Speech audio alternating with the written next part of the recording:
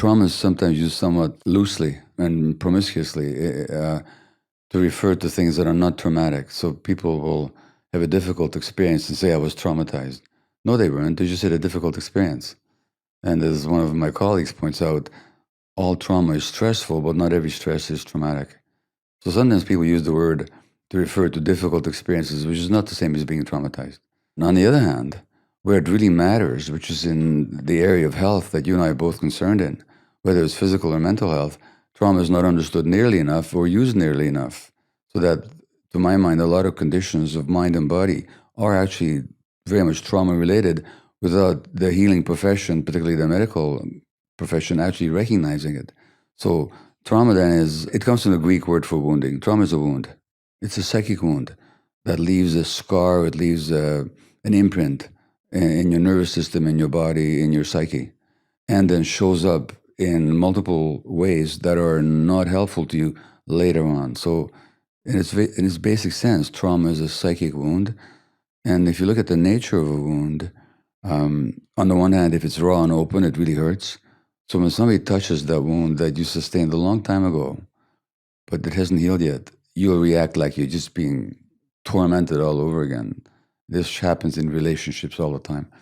On the other hand, wounds scar over, and the scar tissue has certain features. It's very hard, it's rigid, so it's not flexible. So people tend to be rigid when they're traumatized.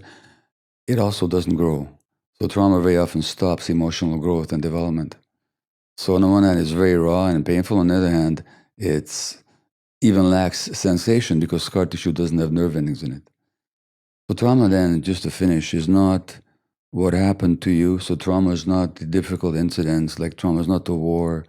It's not in my case, the Second World War when I was born or what happened to me. Trauma is not the abuse that people experience. Trauma is not the pain that they felt. Trauma is the wound that they sustained as a result. So the trauma wasn't, for example, the sexual abuse. Trauma was the wound that the person sustained as a result of having been abused. That's the good news, Jay, because if trauma is the wound that we sustained, it can be healed at any time. If trauma is what happened to me 75 years ago or 78 years ago, it happened. It never not will have happened. You know, the partition of India wounded a lot of people, but it'll never not have happened. But if the wound is what happened to people inside as a result, that can be healed. That's probably the best differentiator that I've heard. And you're right, it is good news because it means we can heal it. Exactly. What do you think are the biggest, going the opposite way, we're talking about a wound, and I want to come back to that, but going the opposite way, how would you then define healing? Because that's another word like trauma that is also just everywhere now, right? Self-healing, healing from this, healing from that. I think healing is such a interesting concept in and of itself, which again is rarely defined or made clear to us. And from your studies, I would love to hear your thoughts in the same way as you did for trauma. What is healing? Sure. So you mentioned to me that you spent some time in my homeland of Hungary, where I was born. And the Hungarian word for health actually begins with the word for wholeness. So health literally means wholeness. And the English word for healing and health also come from an Anglo-Saxon origin, meaning wholeness. So for some reason, languages internationally have intuited the sense of healing, which is a sense of completion and wholeness. Now, what trauma does is it disconnects us. It splits us off from our true self and disconnects us from our emotions, even from our bodies. So that if that disconnection is the essence of trauma, then the healing is that coming together of the self to become whole again. And healing is often used synonymously with cure, fair enough, but strangely enough, in my view, and not just in my view, people can be cured from an illness without becoming whole, without healing. People sometimes also become healed without being cured. So in that sense, healing is not the absence of a physical illness, but it's the integrity of a person who's no longer split off from themselves. I think what we find is that trauma is so, as you said, a wound that is long lasting. It can often be that way. Yeah. But healing is a process that we want to happen now Yeah. or today Yeah. or tomorrow. Yeah.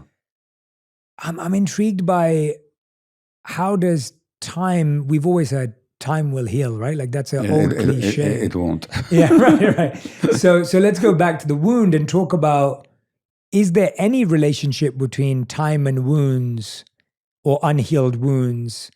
And what is that relationship? How is that wound being formed internally? As you said, trauma is not what happens to you, it's what happens inside of you.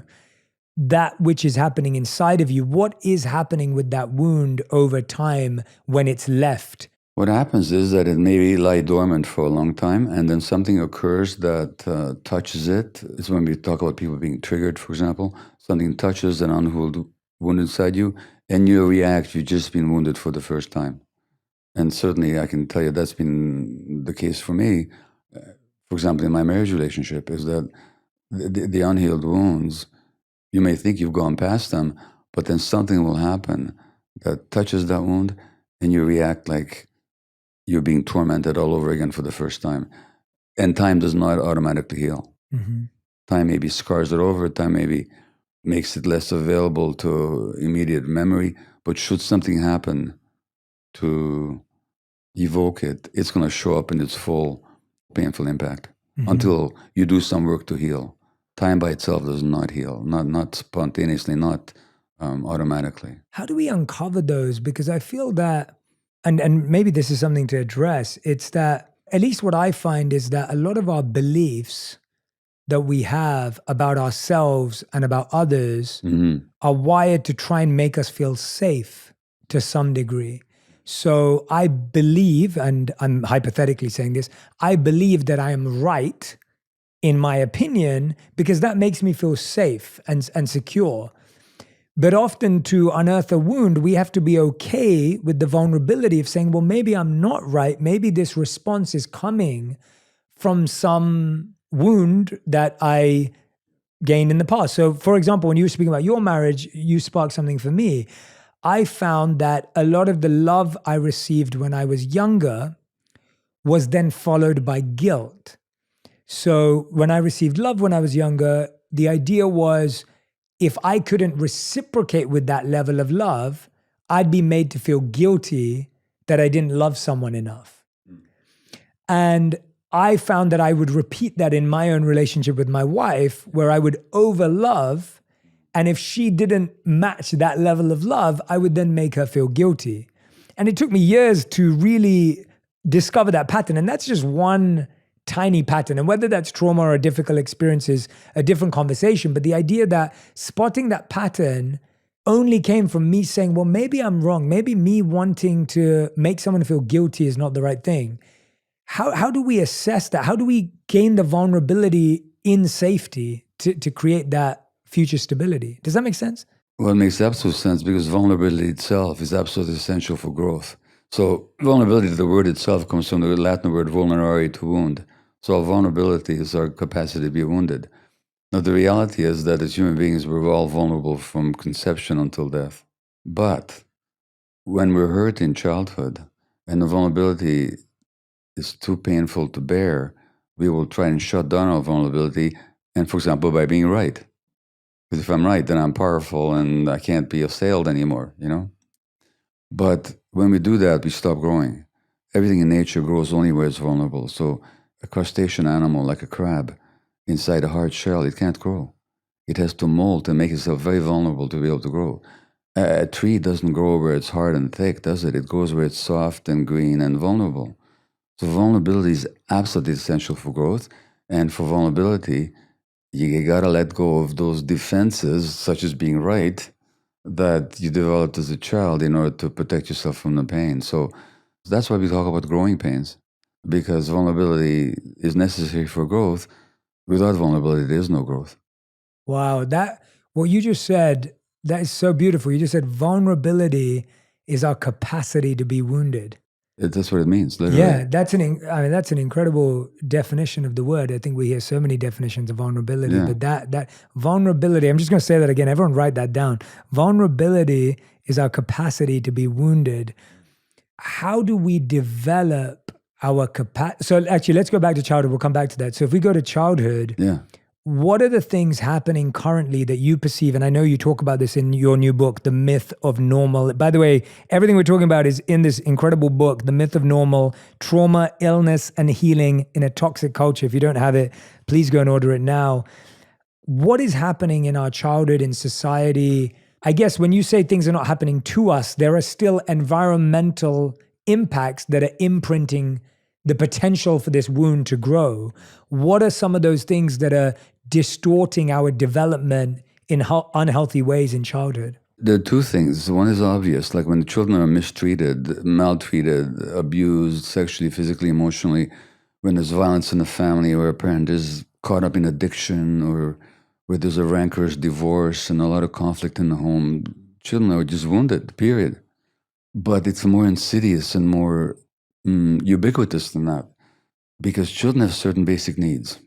Now, if you want to understand a zebra or a whale, where would you study those creatures? In a zoo or an aquarium or out there in nature? Same with human beings. So you have to actually look at what are the evolutionary determined needs of human beings as inculcated or instilled in us through our evolutionary history. And so we evolved with certain needs. There used to be this belief that children are what are called a tabula rasa, an empty slate. You can just write whatever you want on it, program the child in any way you want. That used to be the prevailing belief. It's not true. Children are born with not only just certain needs, but certain inherent expectations. So, to give an example, your lungs are an inherent expectation for oxygen because they've developed in response to oxygen. If there'd be no oxygen in the environment, we'd have no lungs. In the same way with the human child, it has certain inherent expectations. And you can wound kids not just by maltreating them, but by not meeting those expectations. When I say expectation, I don't mean a conscious expectation. I mean an expectation inherent in the organism. So children need unconditional loving acceptance by multiple adult caregivers, which is how we evolved in hunter-gatherer groups and lived that way for millions and hundreds of thousands of years. Children have a need not to have to work to make the relationship with the parents work. So children need rest from having to struggle to make the relationship functional. So they don't have to be pretty or cute or compliant or clever or successful or any of that stuff. They just need to be, and they don't have to work at getting the parents to accept them. That's an essential need of the child. When I say essential, I mean if it's not met, that'll distort child development. The third need is really crucial, and in our society, it's hardly ever met, which is the child needs the freedom to experience all the emotions that nature has endowed her or him with. So we have certain brain circuits for anger, for love, for play, for lust, for seeking, curiosity. All these circuits are there for a reason. We share them with other animals. We share them with bear cubs and puppies and little whales, elephant. They need to develop because they're there for a reason. Evolution gave it to us. In our society, parents are often advised and taught to suppress certain emotional experiences on the part of the child. That's a wound to the child, which distorts their development and has significant implications for health later on. The fourth essential need is free play out in nature. Free play, spontaneous, creative, imaginative play. But that's essential for healthy brain development. We share that with other animals. Baby elephants play, bear cubs play, puppies play, lion cubs play. Crucial for brain development. We know that now. In our society, we put cognitive development way ahead of play, and we deprive our children of play by giving them gadgets, which deprives them of imagination. So we're actually undermining their brain development and their healthy unfolding as human beings. So children can be wounded, not just by bad things happening to them, but by their needs not being met. And in our society, when you ask about the environmental conditions that undermine health and child development, these environmental conditions in our society are inimical to healthy human unfoldment. No wonder we have so many children in trouble with anxiety and ADHD and depression and the rate of childhood suicide is going up, and the number of kids being medicated with heavy-duty medications, multiplicity of medications is going up. Why? Because the conditions for healthy development are less and less available to them, not because parents don't love their kids, not because they're not trying to do their best, but because of the conditions under which parenting takes place in this society. Yeah, just to share some of those stats that are in the book that Dr. Mate is referring to, we have in 2019, more than 50 million Americans, over 20% of the US adults suffered an episode of mental illness. Rates of obesity, along with the multiple health risks it possesses, are going up in many countries, including Canada, Australia, and notably the United States, where over 30% of the adult population reach the criteria. And then this part, millions of North American children and youths are being medicated with stimulants, antidepressants, and even antipsychotic drugs whose long-term effects on the developing brain are yet to be established. So, you share all these insights and research and work. What I'm interested by is, let's say a child today is raised in that way. I find it fascinating that if you then migrate that child into the real world, and for everyone who's listening, I'm doing my quotation marks, like real world, they walk into this conditioned world that we currently have. If we almost raised a village of children in a, I don't know what the right word is, but I guess in a more natural way, but then they evolved and had to get a job and work in the world, how would they function? What would be your take on how they would do? Is there any research on that? Or what would be your thoughts about how they would deal with the then capitalist society that is drilled around results and performance and being beautiful or smart or cute? How would they react to that? That question actually has been studied to some degree, and they would not automatically buy into the values. So they may need to get a job, but they wouldn't identify themselves with the job. And they wouldn't judge themselves based on the external values of success. They would also enter the world with a sense of purpose. And I know purpose is very important to you. So a sense of purpose can only arise from us if we're in touch with our real selves. So they would be in the world, but they wouldn't be of the world in a sense. They wouldn't identify themselves with the values that society would push on them. So I think they would struggle, but they would do reasonably well, and they'd hold on to themselves in the process. They wouldn't live a life that's based on what do other people think about me? Am I pretty enough? Do they find me attractive? Have I collected enough goods and objects to make me feel okay about myself? They wouldn't buy into all that. And to the extent that this has been studied, and it has been, those people that can be in this society without buying into its values tend to be healthier and more grounded emotionally. The reason why I love hearing that is because it's the first time I've connected these ideas together. That when I was born and raised in London, I was born and raised with all the usual pursuits. I have a good education, a good home, a good financial situation, etc. Those were the ways I was raised, and success was a big part of my culture. Yeah. And I chased the validation of my family and the external surroundings and my community and what my aunts and uncles thought of me. And when that validation was dissatisfying or didn't feel like it was actually coming my way, and when I was finally introduced to the monks at 18, I then sought the validation of the monks, only for them to teach me that the issue wasn't who you seek validation from. The issue was seeking validation in the first place. In the first place. And so what you've just said to me is, in 3 years, I got a crash course in what you're saying, where we spent more time in nature. Yeah. We were trained in unlearning the behaviors and habits that I'd developed for 21 years at the time. Yeah. And then when I came back into the world, the way you just described that is exactly how I felt. Like I almost felt like a new person coming back into the same world that I left, with a completely different approach and a different map of how to navigate it.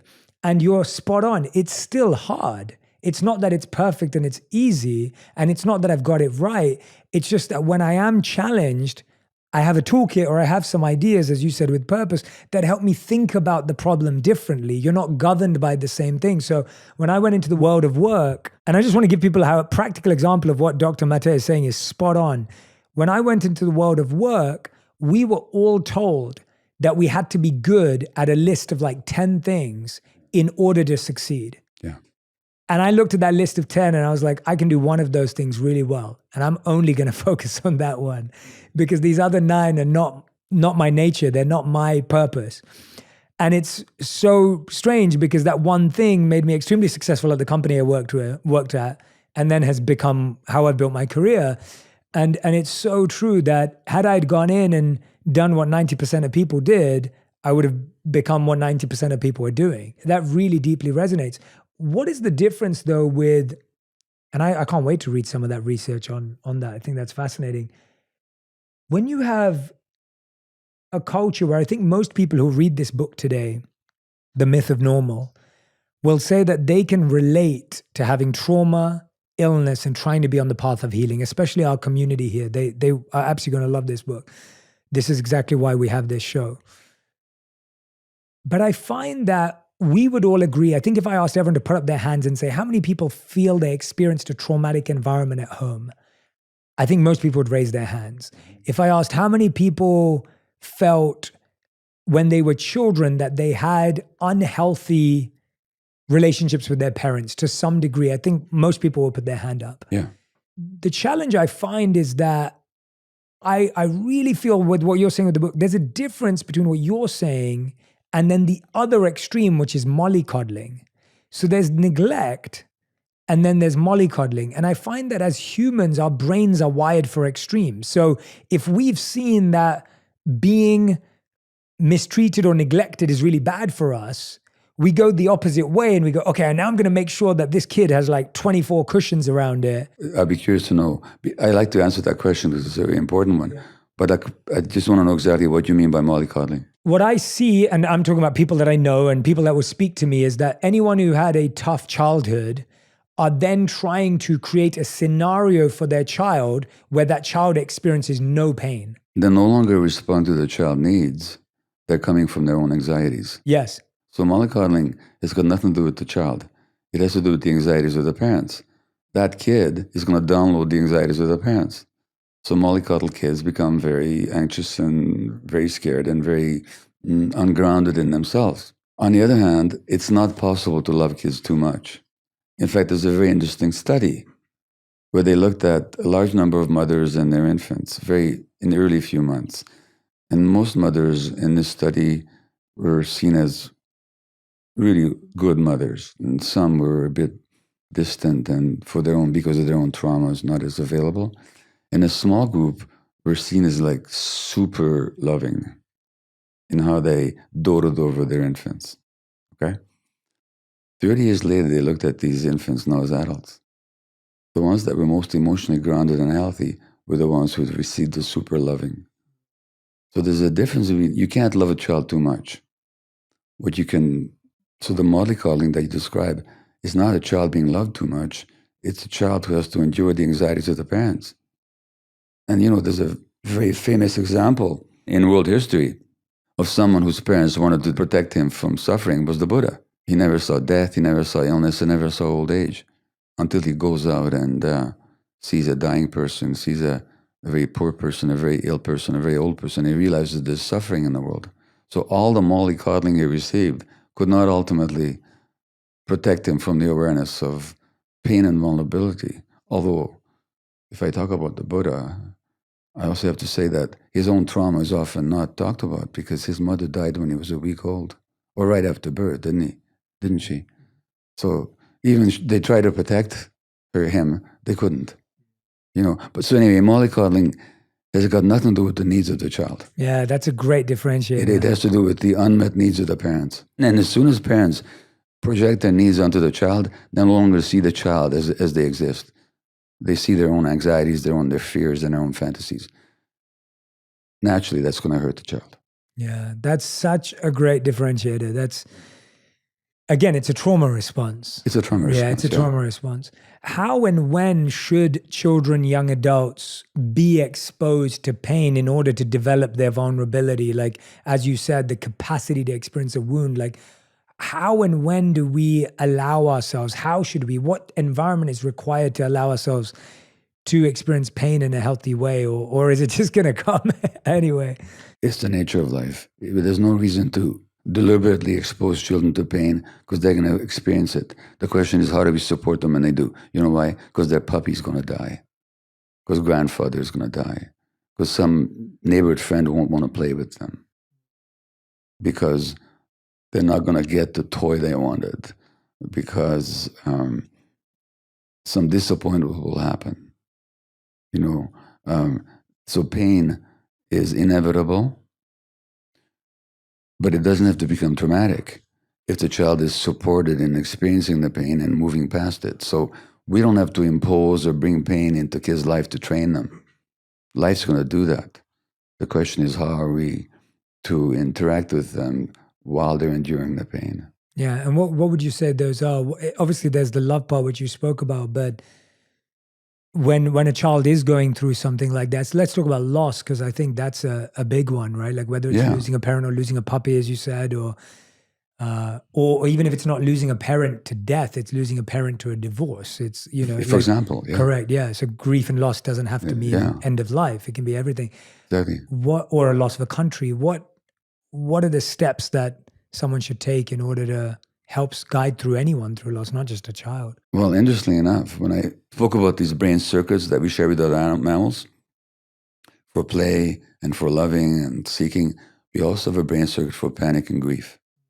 Why do we have that? Because life brings loss. And so grief is essential for life, because grief is coming to terms with the fact that something is gone, is not going to come back. So when a child experiences grief, and I said that the need of the child is to be able to experience all the emotions. They need to be able to experience the grief as well. And it doesn't matter whether from adult eyes we see that loss as major or minor. It's a question of how is the child experiencing it. And for a small child, even what looks like small losses can be very painful. Well, then we don't make the child wrong for it. We don't say, get over it, there's nothing wrong. Think of all the other children who are suffering, all that kind of relativistic, shaming stuff. We say, oh, it really hurts, doesn't it? You really wish grandpa would be here with you. You really wish mom and dad weren't leaving each other. It hurts. In other words, you just validate their emotions. By doing so, you help them accept the loss, and you help them move through, and you help them learn that they can endure difficult emotions without having to falling to pieces. So we have a circuitry for grief in our brain, for grief in our brains. It needs to be allowed to do its work. I find that a lot of us today are reflecting on that inner child, right? Like that language is, again, more widespread today, or is growing. The idea of like, oh, we have this inner child who has this wound or this trauma. What do you find is the difference between analyzing and overanalyzing, or thinking and overthinking these experiences? And how would you define the difference? Because and I'm being very honest and vulnerable because it's the only way to have this conversation, really. Like, I often think about events in my life that happened that would be considered generally as either difficult experiences or as traumatic, right? They could be seen as either or. There are some of them that I've worked through myself, or with people that I trust, or with guides, and obviously through my monk life. There were things that I looked at and worked on. There are certain things that I don't feel a need, like I don't feel a desire to dive into. The question I'm asking is, should I dive into them, or is that considered overanalyzing and overthinking? And I ask that for everyone else who's listening to this going, gosh, if I thought about everything that happened to me, I could be there for a while. What's your take on that? Well, first of all, in my world, there's no shoulds, okay? There are no shoulds. There's no shoulds, yeah. So I would never say to anybody, you should, because that itself is intrusive. So the question is whether it's helpful or not to delve into the past depends on what's happening with that individual. And if some of the effects of trauma, as we said earlier, is that the wounds of the past keep showing up in the present. So from my point of view, it's not so much about delving into the past and dwelling on the past, but on dealing with how the past is showing up in the present. what a psychologist friend of mine, Peter Levine, calls the tyranny of the past, where the past dominates my present reactions. It doesn't matter how many times I go back and think about my childhood story. That's not going to help me. What I have to deal with is what's happening to me right now at this very second, which is a shadow of the past. So thinking about it is not going to be of much help. What's going to help is to deal with the emotions that are arising now as a result of what happened and how those emotions affect my life in the present moment. So it's not about the past, it's about the present. Yeah. So it's really about the choices we have now. Exactly. What's available to us now. Yeah, what's available to us now. Because I feel like we didn't have a choice in the past because we were either too young or Exactly. too incapable of making a choice. Exactly. But the choices that happen right now can transform everything. It is possible. Some people do make themselves into victims. They kind of identify with the victim role. All this stuff happened to me, and therefore I cannot do such and such, or I'm hurt and I'll never get over it. It's possible to identify with the victim role. It's even possible to identify with the survivor role. I'm a survivor. Well, no, that's not who you are. You survived, but who you are is much greater than that particular experience, and who you are is also always much greater than your suffering. Yeah. And so it is possible for some people to identify with the suffering and the past to such a degree that they stop moving forward. Yes. I think you've just raised a really important component of all of this. On a deeper level is that what we identify with, right? Even earlier, you were talking about people who would be raised in this hypothetical village we were talking about, but even through research, they won't identify with the values of a capitalist society. Yeah. Identification, you just said people could identify as a victim, they could identify as a survivor. What is a healthy identification? There isn't one. Right. Because if you look at, again, the meaning of words, and I just find words fascinating. Same, yeah, absolutely. Identification comes from a Latin word, idem, which means the same, and facere, to make. As soon as I make myself the same as something, like if I identify with my role as a doctor, I immediately limit myself. If you identify with your experience as a monk, and I don't mean not to learn from it or to grow from it, but if I identify with it, that's what I am. You've now narrowed yourself. So there's no healthy identification. If I identify myself with a state or a nation, I could be loyal to that state or nation. I could love that state or nation or any group. But if you identify with it, such as you have no independent existence, you've limited yourself already. Mm-hmm. So when you say, is there a healthy identification? Not really. Isn't the challenge though that I think all of us are pursuing some sort of identification? Like that seems to be a massive human need. Like I support this football club, or I'm a fan of this band, or I'm a member of this car club, or I go to this shopping grocery store. Like I feel like we're all wanting to be members. Like that seems to be like a human need of wanting to be a member of a community, wanting to identify with something. It is a human need to belong, but can we belong without identifying, to the point that we have no independent perspective? In other words, can we be authentic? And I talk a lot about this tension between authenticity, being ourselves, and attachment, which is belonging. Ideally, we can both be authentic and belong. Yeah, I like but that kind of identification often leads to suffering. I mean, it's what the Buddhists call attachment, isn't it? And I'll give you an example. So you mentioned the sports team. So you wouldn't know this, but in the 1950s, the Hungarian soccer team was the best in the world. We never lost. I love soccer, and I did not know. No. We went to Britain and we beat Britain 6-3 in Wembley Stadium. The first time that there was a. Sorry, Brit fans. Yeah, sorry about Bears. And it was a huge national holiday in Hungary, and a small country goes to mighty Britain and beats them at their own game. And the next year, the whole country was joyful, and it was still one of the great memories of my childhood. The next year, we're in the World Championships, and we're the heavy favorites because we haven't lost for years. And we meet the Germans in the final, and we lose 3-2. Yeah. National tragedy. I'm telling you, it still hurts. It's just a football game played on a pitch by 22 guys in 1954. So what? But when there's this over-identification, Yeah. then that itself brings suffering. Now, yes, you can support your team. In Vancouver, British Columbia, where I live, it's a very peaceful place. But the Vancouver Canucks, which is the local hockey team, made it to the Stanley Cup Finals and they lost. There were riots in the streets. Why? Because people had over-identified. You can enjoy the team and be a sports fan, but the identification that your joy or satisfaction depends on whether your team loses or wins, well, why? It doesn't matter. Yeah. I love that answer for many reasons, because I've had to go through the grief of letting go of past selves, adopting new selves, and then having to realize that none of those were me as my identification. So, as you rightly said, when I took off the garbs of a monk, when I took off my robes, it was really tough because there was a part of my identity, especially at a young age, that was attached even to the outer covering.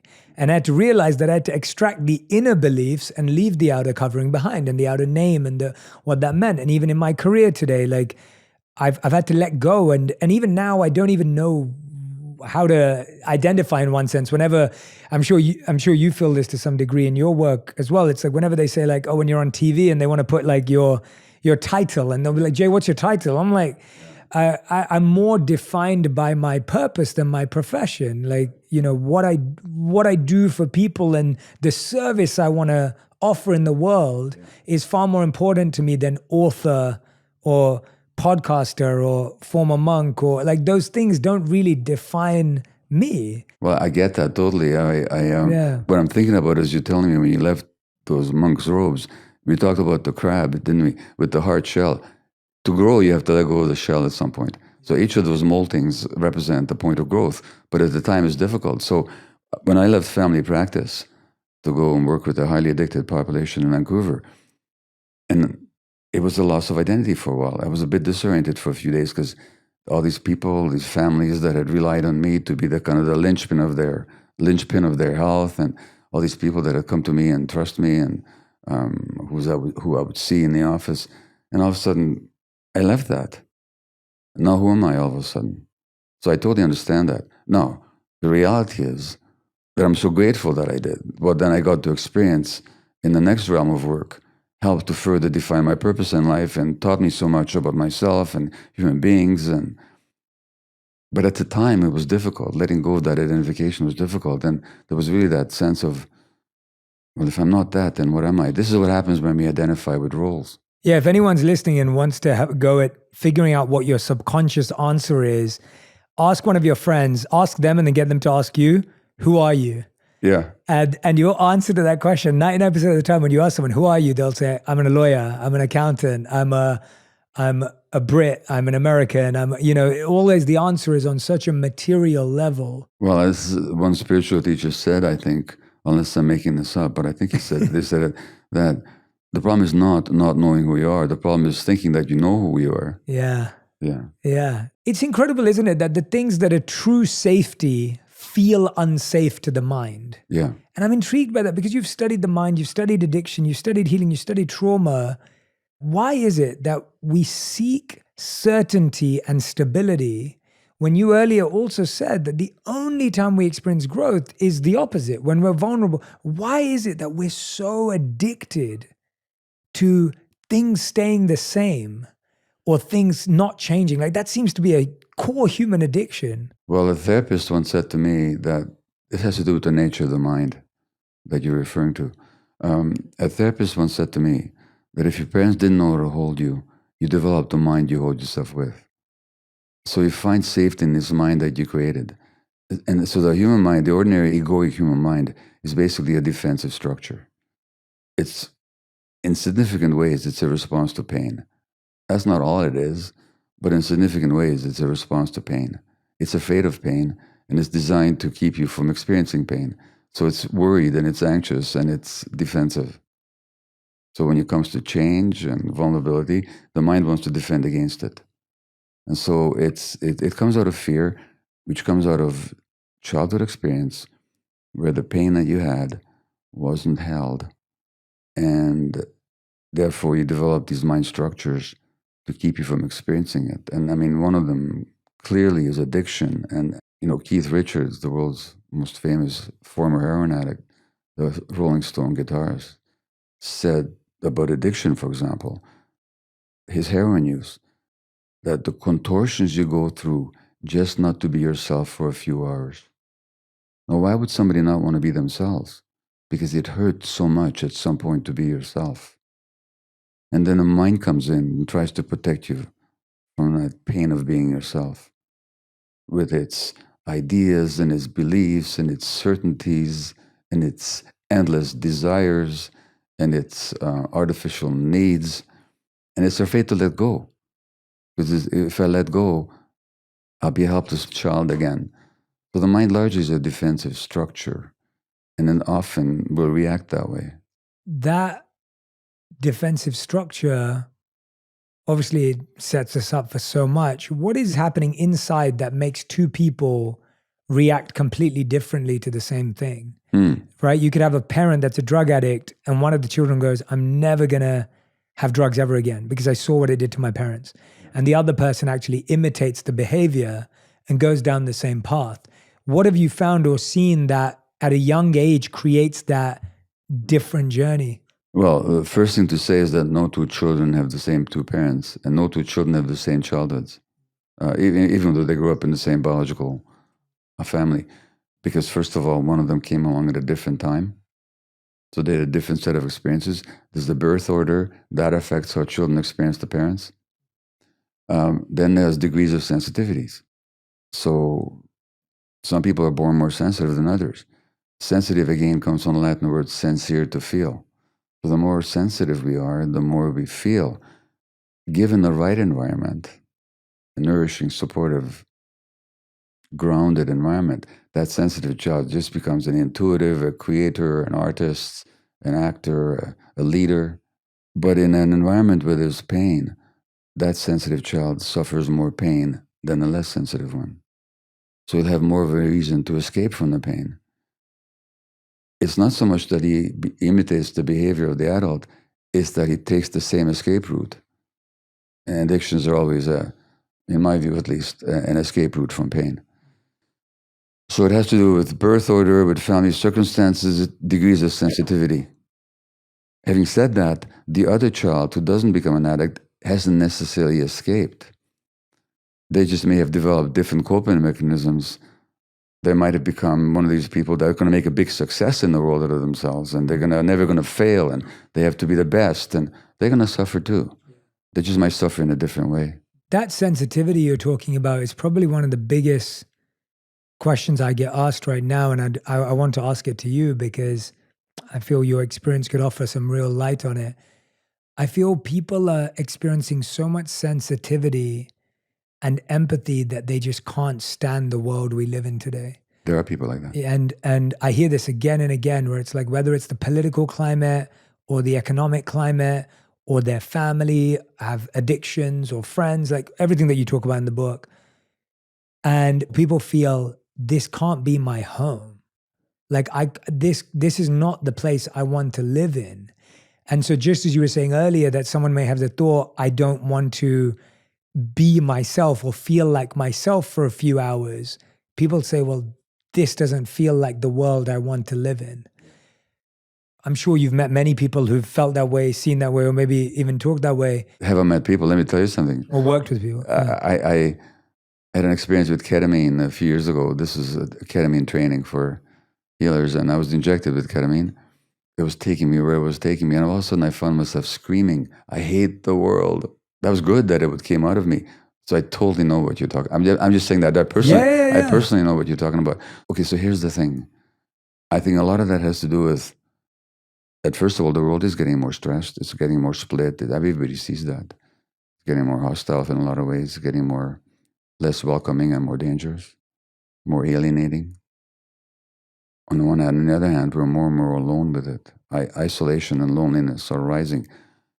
So if people experience pain and change and stress or even danger communally, it's bearable. But when we're alone with it, it becomes less and less bearable. And so one of the major factors driving, I think, the sensitivity that you're describing is just how alone people feel, which is how not how we're meant to be.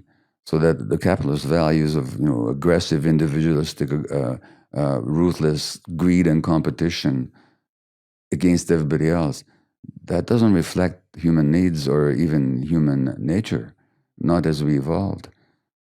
But the more the world gets that way, and the more isolated we become, the more vulnerable we are to be hurt by the world that we live in. And I think that's what people are talking about. Mm. Yeah, I think one of the biggest things for me, I was really fortunate that the clients I coach and the people that I work with, I got to experience a lot of individuals who were vulnerable with me, but they experienced being lonely and successful. And lonely success didn't bring happiness. And I know that one thing that me and my wife are always talking about, especially because we're in a country where we don't have any family, we had to start from scratch in our friendship, work, and everything was. I heard you say in a podcast of how important family is to your wife, for example. For my wife, it's huge. Like her personal family is like everything to her. Like that's her greatest value. But here we had to build our family. Yeah. And I think one of the things we constantly do is we try and make a concerted effort in order to cultivate and curate our community in LA. Mm-hmm. And it's fascinating to me because, again, perception comes in where most people say to me, well, LA is a very shallow place. Like LA is a very fake place. And I'll say, well, I found some of my best friends here and incredible human beings. How much does that perception of a place or a space or a person actually also make us more lonely? Because I find sometimes that loneliness is created by perception. Like if we're scared of being vulnerable with someone, it's hard that someone will be vulnerable with us, right? So what do we need to do in order to build deeper relationships for healing and in this path that you're suggesting? Well, first of all, it occurs to me that loneliness is always perception. There's a difference between being alone and being lonely. Alone is just a fact and that we can embrace and make decisions about. Loneliness has got an emotional charge to it. And that's very much a matter of perception. You can be alone and not be lonely. And you can be surrounded by all kinds of people and be completely lonely. So that depends, how open am I? How vulnerable am I really willing to be? What defenses have I erected around myself to protect myself that keeps me from really contacting other people? So I think we unwittingly generate loneliness. There's also something else that happens, and you referred to this earlier. You talked about elders. So in our society, we don't talk about elders. We talk about the elderly. It's not the same. In our society that defines people so much in terms of their economic value, we tend to discard people that are not perceived as having economic value either as producers or consumers. So this society generates a lot of loneliness just because it's materialistic values. And in other functioning cultures, elders are not only they're respected, but they have a purpose. They have the wisdom, they have the experience, they have the vision, they have let go of a lot of the attachments that youth invariably engages with. So they have a lot to offer. So loneliness is also created in a society that has a very rigid and limited set of values. Yeah, I love the change in the language again of the elders and the elderly. And it's, I always go back to that time in my life because it gave me so much. But growing up around people that were the same age, younger, older, Yeah. and elder gave you so many different visions of life. And when I look back at my childhood or my young adulthood, I was constantly surrounded by people that were older than me, younger than me, much older than me and wiser than me. Yeah. And being able to have everyone's vantage point Yes. created a beautiful 360-degree picture of life. Yes. But most of today, we're only seeing 1 degree. If you spend time with only people your age, you're getting a very limited viewpoint of life versus if you're spending time with a much wider age range. And you tend to get a much less mature and rounded view of life. One of the books I helped to write, co-wrote, is called Hold On To Your Kids, Why Parents Need to Matter More Than Peers. And the point made in that book is precisely what you just articulated, which is that for so many people, their world begins and ends with their own age group, which is a developmental disaster. Because again, we evolved as creatures in touch with multiple people with multiple ages. And we've spent our time around people with multiple ages. When you isolate people by age, as this culture largely does, I mean, there's subgroups within subgroups within subcultures in a society, all based on very shallow identification with age. It just limits our development and limits our possibilities.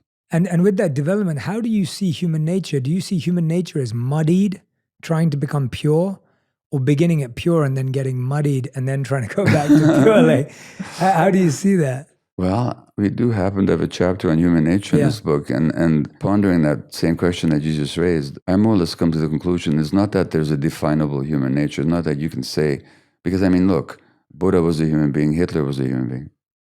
One is full of compassion and love and giving, the other is full of greed and aggression and hatred.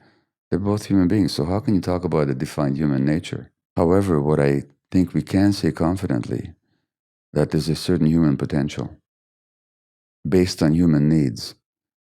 If those needs are met, development will be healthy and those potentials will be realized.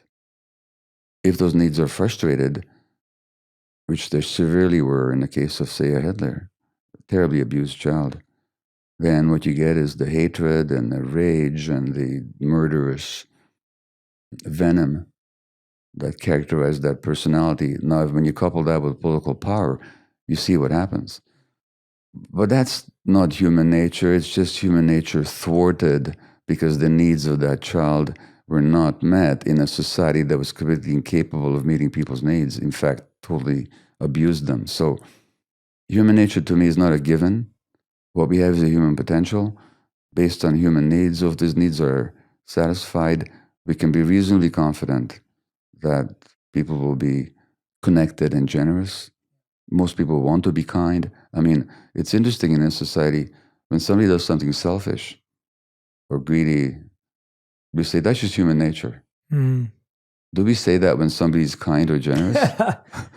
Yeah, never. The educator Alfie Kohn points that out. And if you ask most people, when does your body feel more at ease?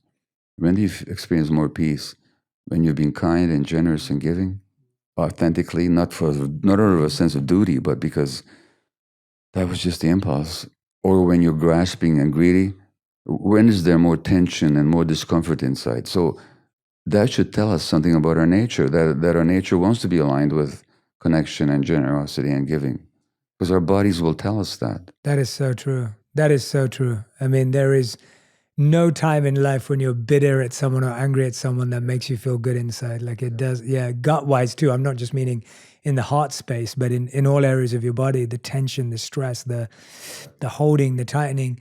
But like we were talking about earlier, society's set up in a way for false identification and divisive identification, whether it be two sets of soccer fans who now hate each other or rioting, or whether it be, you know, political parties, or whether it be businesses at war with each other, right? Like everything's set up in a way to get you to identify with something in order for you to be against something.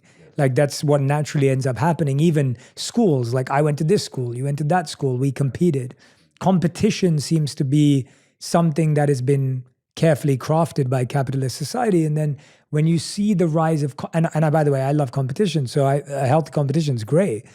So I'm not talking bad about competition, but it's interesting to see how, again, it's so hard to compete without identifying as that being your worth. Yeah. And that requires so much mental, spiritual strength, in my opinion, to be able to differentiate between identification and attachment. Well, it's really interesting because let's take the example of sports that you just mentioned.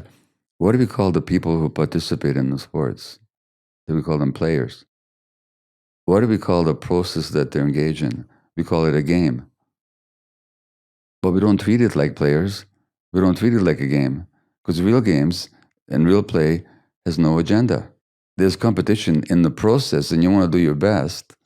But in the end, It doesn't matter. It was just, it's for the process and for the joy of it. That's genuine play.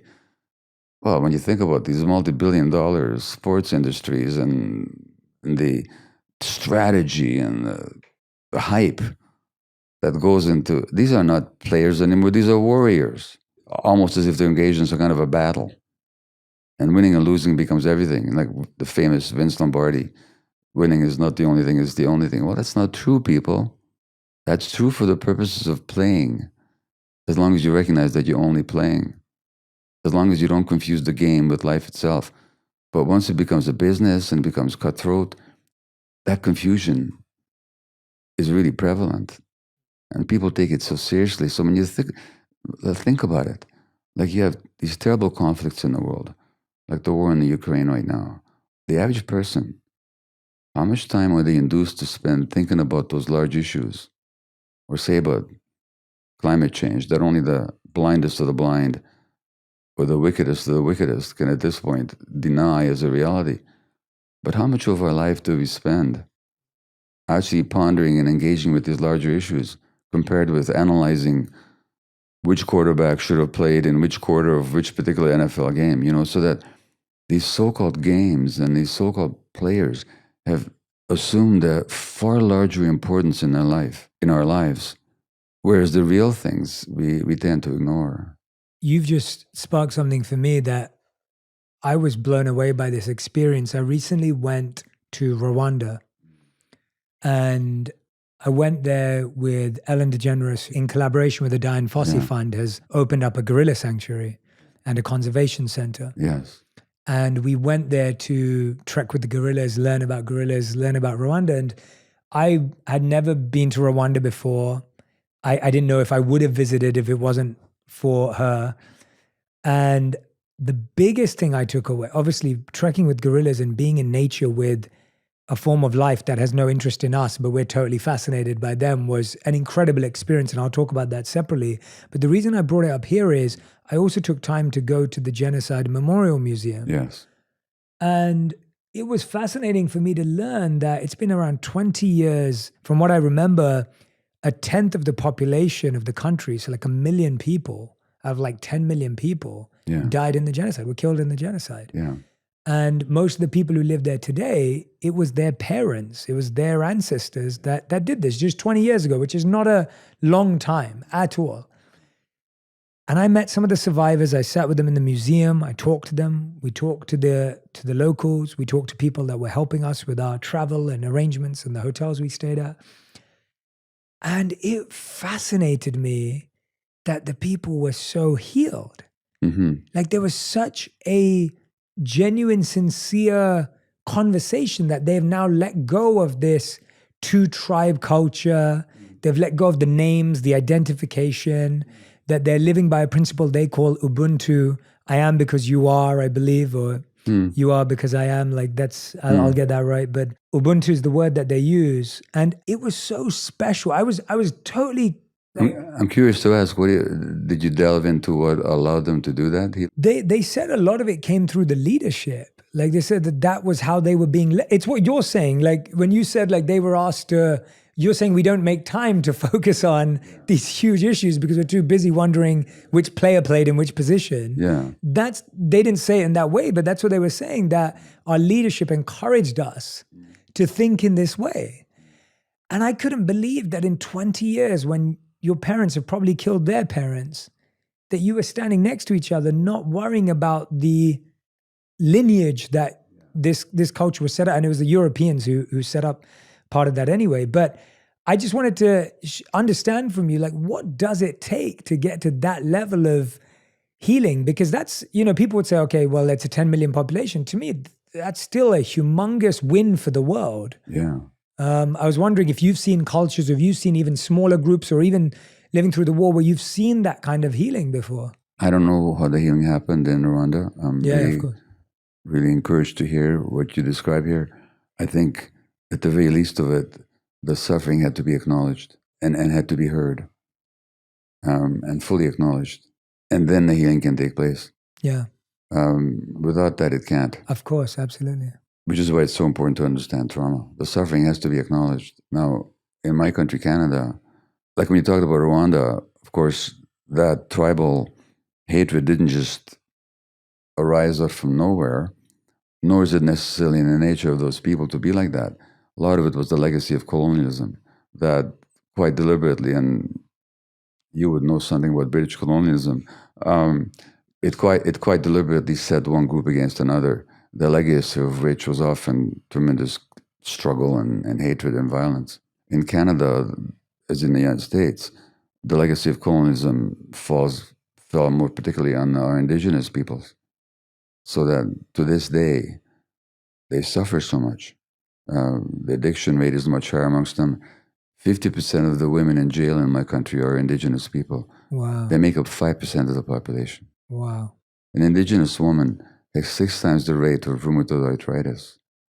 They never used to have rheumatoid arthritis prior to colonization. There's been some apologies in Canadian history, but there's been not sufficient acknowledgement of what actually happened and what continues to happen. And I'm saying that an essential condition for that healing would have to be acknowledgement. So the Pope came to Canada just maybe 6 weeks ago because the church cooperated with the state to abduct children from their homes, indigenous children from their homes, for over 100 years, into the 1990s, into these residential schools where our native children were not allowed to see their parents, where their culture was extirpated. They had pins stuck in their tongue if they spoke their tribal language. They were sexually abused. Often they died. They were physically abused. They were starved. And the Pope came and apologized. And you know what the apology was? I'm so sorry for what some Christians did to your people. Well, he means well as a person, but that was an apology uttered by an institution, because it wasn't, or it should have been uttered by the institution. But they said what some Christians, wasn't some Christians, it was the state and it was the church. And what I'm saying is that was a good first step. But until there's full acknowledgement and we are fully willing to hear the suffering of the people that we hurt, and that's why in the 12 steps, what do? They do this moral inventory.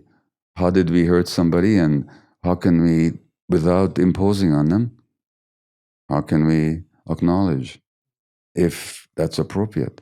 So I think for healing, whether for myself or people that I've hurt, there has to be acknowledgement of the suffering itself. I think that's the first essential step. The challenge we have, though, right, in society is that I fully agree with you, but for most people, we will never get the apology we deserve because, again, we live in an unhealed environment where people are not coming out of the woodwork and saying, I'm so sorry for what happened.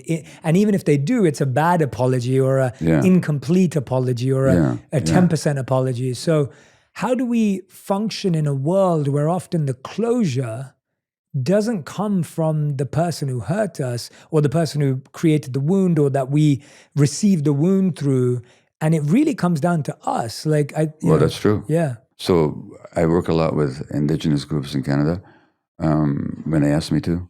And first of all, I often say, well, who the hell am I to offer you advice? Because in your traditions, there's so much healing wisdom. So that the best advice I can give you is to follow your own traditions. But I often say to them as well, don't wait for the acknowledgement from the government or from society, because it's going to take a long time coming. But you need to acknowledge your own suffering. You need to acknowledge your own pain. And then there's so many rituals, there's so many traditions, the dance and the chanting and the drumming and the sweat lodges and the sun dancing and the going back to the land and the wisdom circles and the restorative justice. There's so much wisdom. So what I'm saying to people is acknowledge your own suffering, but to look to the wisdom within to promote the healing. And it's there. That wisdom to heal is inside cultures, inside peoples, and inside individuals as well. So we both have to acknowledge the suffering and not get stuck on it. Yeah. But then to look for the healing capacity within. Yeah. And you certainly can't wait for the world to. It's nice, but you can't wait for it. Otherwise, you're dependent on somebody else for your healing. Yeah. And I feel like when you're healing, most apologies are dissatisfying. Like when you're healed, and we'll talk about that, what that means, but I feel like when you're more along the process of healing, you can receive an apology, you can receive a vulnerable piece of information from someone who may have hurt you, but when you're in the thick of the healing process, I find that validation and apologies rarely really feel that good. Like, and I'm saying that for myself. I know that when I've been in the thick of like working really hard in my life or trying to make something happen and someone says, yeah, you're doing great, it doesn't feel like anything because you almost feel you don't feel fully understood. I got that. It doesn't make sense. Yeah. And even on the healing side. They're not quite seeing you. Yeah. And you don't feel seen. They don't feel seen. They're seeing some aspect of you. Yeah. But we need to be seen. That's a human need. There's a psychotherapist here in California called Edith Egger, EEG. Oh yeah, absolutely. Yeah, I know Edith. Yeah. So I've read her book. Edith was on the same train, probably or quite likely on the same train to Auschwitz that my grandparents were, along with her family. She's in her 90s now.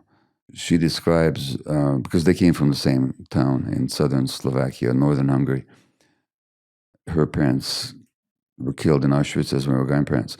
Edith describes in one of her books that she goes back to the Berghof, which is in the Bavarian Alps, where Hitler lived, to forgive Hitler. Wow. Which is not to say to make it okay what he did, but to release him from the cage that she kept inside her own heart, because that limited her. So the forgiveness wasn't, it's okay what you did. The forgiveness was, I wasn't going to hold this hatred and this resentment in me anymore, because it's limiting me.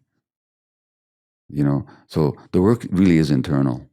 Where do you see the connections between, you talked about the practices and the healing of the indigenous people, etc. How much do you see a connection between spirituality and healing, and where has it gone right and where does it sometimes go wrong? So first of all, spirituality is one of these words that again gets thrown around. Yeah. It gets thrown around. Who knows what somebody means when they talk about it? Yeah. So we can only talk about it in terms of what you mean by it and what I mean by it. So yeah, I liked what you said, that there are ancient traditions that focus heavily on inner healing. Yeah. And I'll explain my challenge. The challenge I see is that often even these ancient timeless traditions have now become externalized and institutionalized. So they've lost their purity of the inner healing that's required. And they become commodified. Correct, right. Yeah, which is what will happen in a materialist society. Yeah. I spent time with some indigenous people earlier this year in a ceremony. What I was struck by is the deep, deep, deep connection with nature. In fact, even the connection is inadequate a word. I'm talking about unity. Like they just felt so alive to every blade of grass and every tree and the mountain that overlooked our ceremony and the bison that were in the field. So for me, spirituality, if it means anything at all, it means sense of connection to something larger, which is difficult to define and may be different for every person or for every group, but it's something beyond the limited confines of both body and the egoic mind. Now, I think that's our nature as human beings. I can't prove it, but that's my sense. And I think, and certainly when you talk about indigenous traditions, they talk about the medicine wheel, which is the quadrants involve our emotions and our physical bodies and our social relationships and our spiritual selves. And we have to be sort of grounded in all four of those quadrants to be fully whole. So I think there's something in that spirituality that is really essential to us. What that is, I think each person has to discover for themselves if they don't have a tradition that already grounds them in it.